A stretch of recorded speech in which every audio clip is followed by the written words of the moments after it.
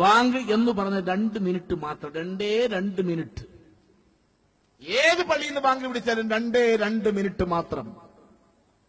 പക്ഷേ 5 മണി മുതൽ 6 മണി വരെ ഹൈന്ദവ ദേവാലയങ്ങളിൽ നിന്ന് ദേവീദേവന്മാരുടെ മന്ത്രോച്ചാരണങ്ങൾ കൊണ്ട് 1 മണിക്കൂർ ഇവിടെ ക്ഷേത്രങ്ങളിൽ നിന്ന് പോലും ആചാരനുഷ്ഠാനവും ദേവന്മാരുടെ ദേവിമാരുടെയും മന്ത്രങ്ങൾ ഉച്ചരിച്ചു റെക്കോർഡിട്ടിട്ട് 1 മണിക്കൂർ പാടിയിട്ട് ഇസ്ലാമിൽ ജനിച്ച ഒരു മുസൽമാൻ ഇന്ന് വരെ പറഞ്ഞിട്ടില്ല ഞങ്ങൾക്ക് ക്ഷേത്രത്തിലെ ആരാധന കൊണ്ട് ഉറങ്ങാൻ സാധിക്കുന്നില്ലെന്ന്.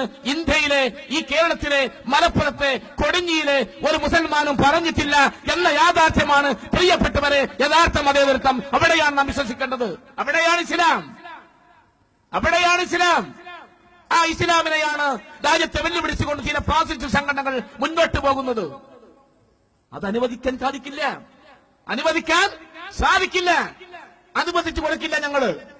എന്റെയൊക്കെ കൊക്കിൽ ജീവനുള്ളിടത്തോളം കാലം അതിന് സമ്മതിക്കില്ല ഈ കേരളത്തിന്റെ മണ്ണിൽ എന്ന യാഥാർത്ഥ്യബോധമാണ് നിങ്ങൾക്ക് അറിയേണ്ടത്.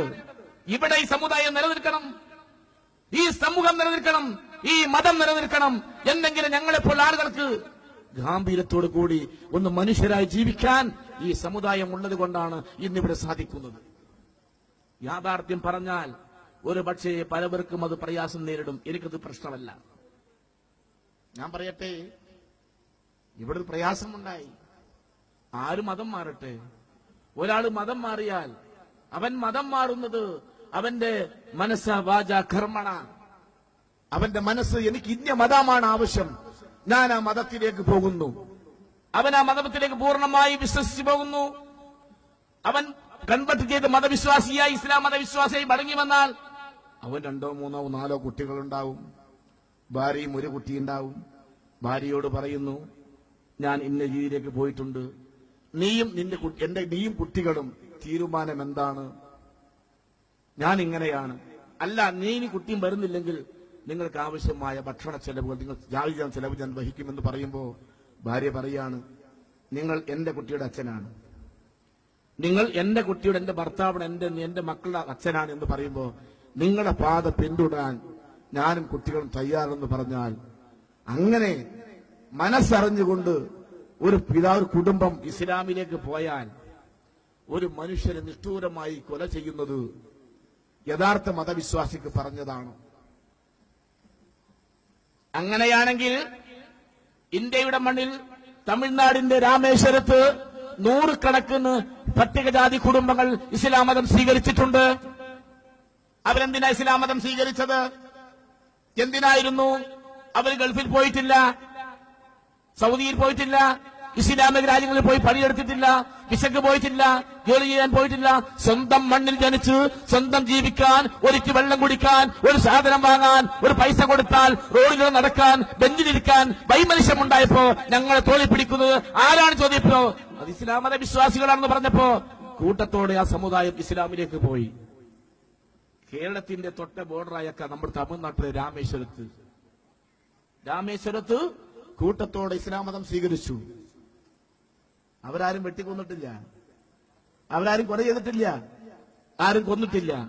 ഇന്നും അവര് ഇസ്ലാം മത വിശ്വാസികൾ ഈ പള്ളി നിർമ്മിച്ച് അവിടെ ആരാധന നടത്തുന്നു. ആ മനുഷ്യർ കറുത്തവരാവാം, വെളുത്തവരാവാം. ഇസ്ലാമിൽ അങ്ങനെയാണല്ലോ, കറുത്തവനോ വെളുത്തവനോ എന്ന തരംതിരിവില്ല. അവിടെയാണ് ഇതിന്റെ ഏറ്റവും വലിയ പ്രത്യേകത.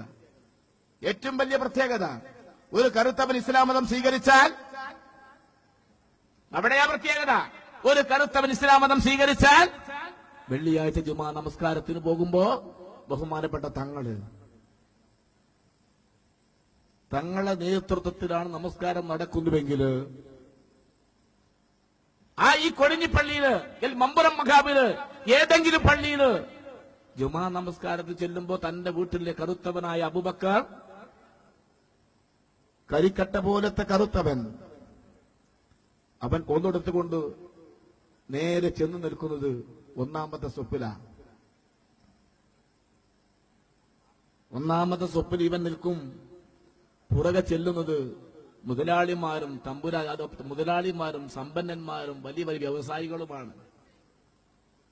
അവര് ഒന്നെടുത്തിട്ട് നേരെ ചെന്ന് നിൽക്കുന്നത് ഈ കറുത്തവനായ അബൂബക്കറിന്റെ പുറകിലാണ്. ഇത് ഞാൻ ഇവിടെ പറയേണ്ട കാര്യമല്ല, പറയേണ്ട സ്ഥലം വേറെയാണ്. ആ അബൂബക്കറിന്റെ പിന്നിൽ ധനാഢ്യന്മാർ ബഹുമാനപ്പെട്ട തങ്ങളുടെ ജുമാ നമസ്കാരം, ഇമാമായി നമസ്കാരം നടക്കുമ്പോ സുജൂദിലേക്ക് പോകുമ്പോ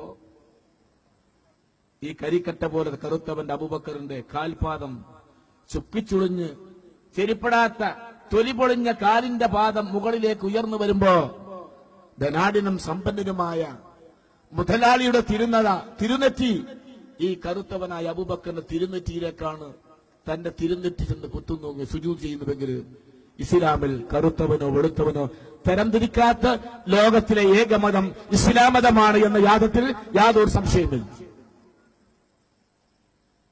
നീ കൺവെർട്ട് ചെയ്തവനാണ്, അതുകൊണ്ട് നീ അങ്ങ് അവസാനത്തെ സ്വപ്പിൽ പോയി നിൽക്കണമെന്ന് പള്ളിയിൽ ഒരു ഇസ്ലാം മതവിശ്വാസിയും പറയില്ല, പറയാൻ പാടില്ല. അവസാനിപ്പിക്കും. അതുകൊണ്ട് ഞാൻ ദീർഘിപ്പിക്കുന്നില്ല. ഇവിടെ എല്ലാ മനുഷ്യരും ഒരുപോലെയാണ്, എല്ലാവരെയും ഒരുപോലെ കാണണം. ലോകം ഒരു ജനാധിപത്യ രാജ്യമാണ് ഇന്ത്യ. എല്ലാവരുടെയും ഇഷ്ടാനുസരണം അവനവന്റെ മതവിശ്വാസ പ്രമാണങ്ങൾ മുറുകെ പിടിച്ചുകൊണ്ട് ജീവിച്ചു പോകുന്ന രാജ്യമാണ് നമ്മുടെ ഭാരതം. എല്ലാ മതങ്ങളും നല്ലത് പറയുന്നു. ആ നല്ല മതങ്ങളായി വളരുവാനും ഓരോരുത്തരുടെ മതവിശ്വാസ പ്രമാണങ്ങൾ മുറുകെ പിടിച്ചുകൊണ്ട് ജീവിക്കുവാനും അവസരം നൽകണം. ഇന്ത്യയുടെ ഭരണഘടന അനുശാസിക്കുന്ന അതുപോലെ ജീവിക്കാൻ എല്ലാവർക്കും അവകാശമുണ്ടാവണം. ഇന്ത്യയുടെ മഹാനായ ഡോക്ടർ BR അംബേദ്കർ ഇന്ത്യയുടെ ഭരണഘടന എഴുതി വെച്ച് നേരെ പോയത് ബുദ്ധമതത്തിലേക്കാണ്. അതാരും മറക്കണ്ട. അപ്പൊ ഇന്ത്യയിലെ ഏത് മതം സ്വീകരിക്കണമെന്ന അവകാശം ഓരോ ഇന്ത്യൻ പൗരനുമുണ്ട്. അത് നിലനിർത്തിക്കൊണ്ട് തന്നെ ഇന്ത്യയുടെ ഭരണഘടന ഭേദഗതി ചെയ്യാതെ ഒരു സമുദായത്തെ മാത്രം ക്രൂശിച്ചുകൊണ്ട് ഒരു ഇന്ത്യൻ ഭരണകക്ഷിക്കും ഒരു ഭരണഘടനക്കും മുന്നോട്ട് പോകാൻ സാധിക്കില്ല. ഓർമ്മയിരിക്കട്ടെ. എല്ലാവിധ ആശംസകളും അർപ്പിക്കുന്നു. നന്ദി, നമസ്കാരം, ജയ് ഹിന്ദ്.